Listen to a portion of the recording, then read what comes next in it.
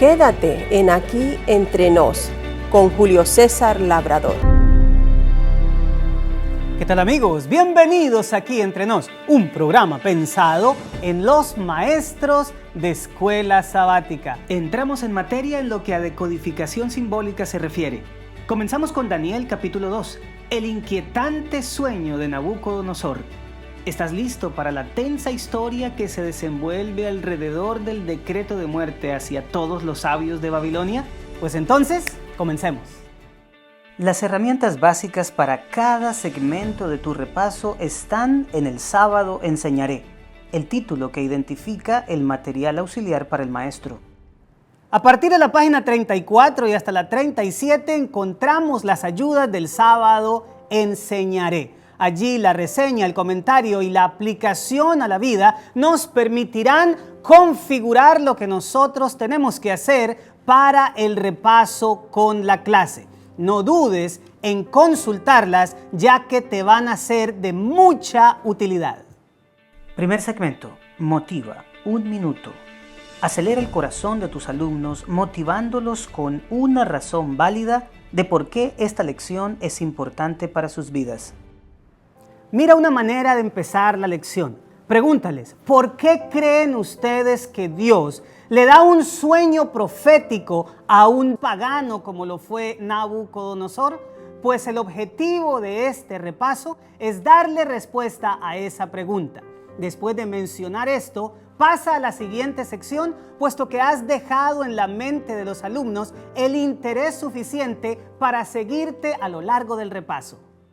Segundo segmento, explora, 15 minutos.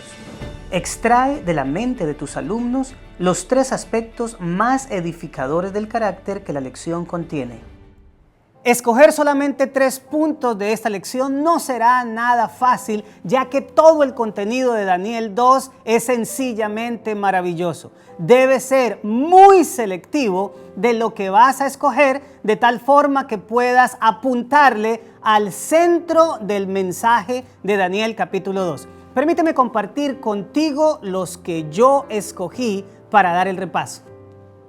El primer punto lo he titulado Los antecedentes. Por favor, no vayas a perder mucho tiempo hablando del estado de ánimo de Nabucodonosor, o de que el contenido del sueño se le olvidó, o de que los sabios de Babilonia le dijeron que su petición solo podía ser respondida por los dioses cuya morada no es con la carne. Y aunque suene muy importante, tampoco te centres en enfatizar el hecho de que el decreto que firmó de muerte involucraba también a Daniel y a sus amigos. Más bien, en este punto, céntrate en la reacción que tuvieron los 4 jóvenes hebreos frente a la posibilidad de perder la vida.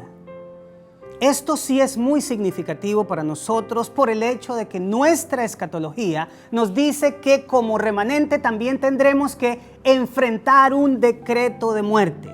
Así que la manera como reaccionaron Daniel y sus amigos debiera ser la misma en que nosotros como pueblo deberíamos tener en el momento en que enfrentemos algo similar. Por favor, lee para tu clase Daniel capítulo 2, versículos 17 al 23 y luego pregunta, ¿qué nos dicen estos versículos acerca del carácter de Dios?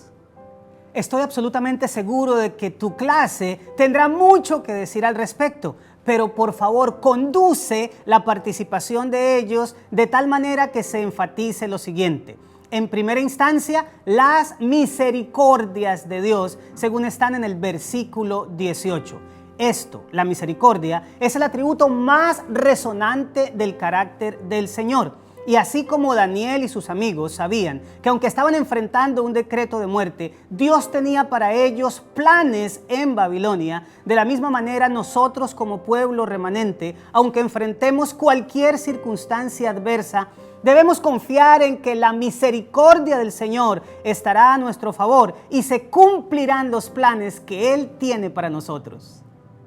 Otro aspecto importante del carácter de Dios tiene que ver con su respuesta, y esto está en el versículo 19. Recordemos que estos 4 jóvenes se fueron a una noche de vigilia y oración en la cual le rogaron al Señor que interviniera en su favor debido al decreto de muerte. Pues bien, el versículo 19 nos dice que el Señor contestó la oración de sus hijos. Y es que, querido maestro de escuela sabática, enfatízale al corazón de tus alumnos que nosotros tenemos un Dios que contesta, no importa cuáles sean las circunstancias que enfrentemos. Y entre más difíciles que ellas sean, su respuesta será todavía más maravillosa. Otro aspecto muy importante del carácter de Dios que nos muestra la respuesta del Señor a la oración de sus hijos es que Dios controla. Hay un par de verbos muy interesantes en el versículo 21 y es que Dios quita reyes y pone reyes, es decir, nada se escapa al manejo del Señor. Aunque a nuestros ojos el enemigo del pueblo de Dios esté manejando la situación, la realidad es que el Señor lo está controlando todo por encima de él y de sus instrumentos malignos. Y lo último que debemos enfatizar del carácter de Dios está en el versículo 22 y es el hecho de que Dios da. En este caso, Dios da sabiduría y entendimiento a sus hijos. Pues no solamente da esto, sino que nos da todo lo que necesitemos para enfrentar las crisis. Principalmente el hecho de saber lo que otros ignoran y es el hecho de que Dios lo está manejando todo. Punto número 2, el sueño. Cuando se estudia el contenido de Daniel capítulo 2, es absolutamente necesario tocar el punto del sueño que tuvo el rey. Sin embargo, resalta en primera instancia el hecho de que Daniel quiere dejar claro desde el principio que el crédito por todo esto se lo merece sola y exclusivamente el Señor. Luego, el profeta procede a recordarle al monarca lo que había soñado. Para esto te invito a que leas el sueño directamente de la Escritura. Abre tu Biblia con la clase en Daniel capítulo 2, versículos 31 al 35. Luego de leerlo, pregúntale a la clase. Si le echamos una mirada a la estatua de Nabucodonosor desde la cabeza hacia los pies, notamos que algo sucede con los metales. ¿En qué cosa los metales disminuyen y en qué cosa aumentan? Permite que la clase pueda participar debido a que la respuesta va a ser sumamente obvia. Los metales disminuyen en valor, pero aumentan en dureza. Diles que esto es un asunto muy importante debido a que los reinos que ellos representan justamente van a hacer eso a medida que transcurre la historia. Son menos gloriosos, pero más fuertes en lo que tiene que ver con el trato a la gente. Después de esto, pregúntale a tu clase cuál es el punto culminante del sueño de Nabucodonosor. Y obviamente la clase va a decir que no se trata de la sucesión de reinos desde Babilonia hasta la Europa dividida. El punto culminante es el advenimiento de la piedra que destruye la imagen y se convierte en un reino que no tendrá fin jamás. Y ahora pasemos al tercer aspecto que vamos a destacar en la sección Explora y se trata de la interpretación. No pierdas tiempo hablando mucho de fechas ni de acontecimientos. Esto lo puedes entregar a tus alumnos en una hoja de papel. Si buscas en la descripción de este video, encontrarás un bosquejo acerca del contenido del sueño de Nabucodonosor y su interpretación. Lo más importante para este punto es que hablemos del significado directo de cada una de las partes de este sueño. Básicamente las dos partes que componen esta visión profética son la imagen y la piedra. Empecemos con la primera, la cabeza de oro. Cuando tú lees la última frase del versículo 38 y la primera del versículo 39, se nos dicen que la cabeza de oro simbolizan a Nabucodonosor y su reino. La Biblia dice: tú eres aquella cabeza de oro y después de ti se levantará un reino inferior al tuyo. Por lo tanto, la cabeza de oro está simbolizando en primera instancia a Babilonia y en segunda instancia a Nabucodonosor, el monarca que la gobierna. Agrega además que el oro era uno de los metales más distintivos en la era de la Babilonia del rey Nabucodonosor. Pasemos ahora a la segunda parte que compone la imagen, el pecho y los brazos de plata. Menciona un detalle importante, que así como habían dos brazos en la imagen y uno es más fuerte que el otro, ese detalle se ajusta perfectamente al imperio medo-persa, en el que una de las dos naciones, la persa, era mucho más fuerte que la otra. Así tenemos dos reinos formando un solo imperio. Aquí también tenemos que tocar un detalle muy interesante que tiene que ver con la plata.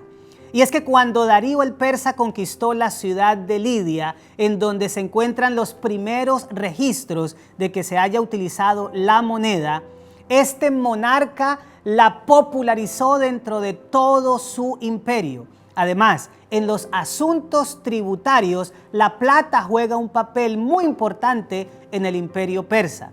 Finalmente, hay que decir que la manera como nosotros le llamamos actualmente al dinero tiene que ver con este hecho muy común de los persas de comercializar con monedas. Actualmente al dinero le decimos todavía plata. Tercer metal, vientre de bronce. Es fundamental mencionar que aunque en la visión no se le da el nombre ni al imperio medo-persa ni al imperio griego, no existe una mejor manera de referirnos históricamente a Grecia que a través del imperio del bronce. Este metal se obtiene de la aleación del cobre y el estaño, y particularmente esta tecnología fue perfeccionada en la Grecia antigua. Por otro lado, eran muy conocidos los soldados griegos por el hecho de que sus corazas, yelmos, hachas y escudos estaban fabricados en bronce. Además de esto, hay que agregar que uno de los elementos artísticos más reconocidos de Grecia es la auriga de Delfos, hecha precisamente de bronce. Pasemos ahora a las piernas de hierro.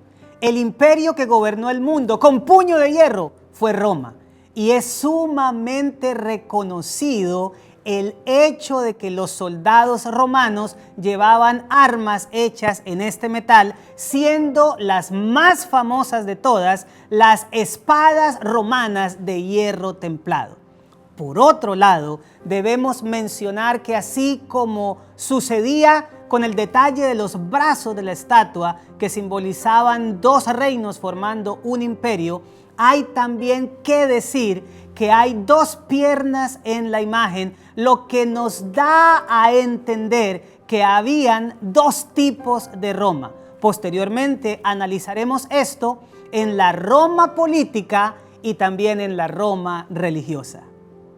Y el último componente de la estatua que vio Nabucodonosor fueron sus pies, en parte de hierro y en parte de arcilla. Esto no es otra cosa que una vislumbre de lo que quedaría hecha Europa después de que se derrumbara el imperio romano.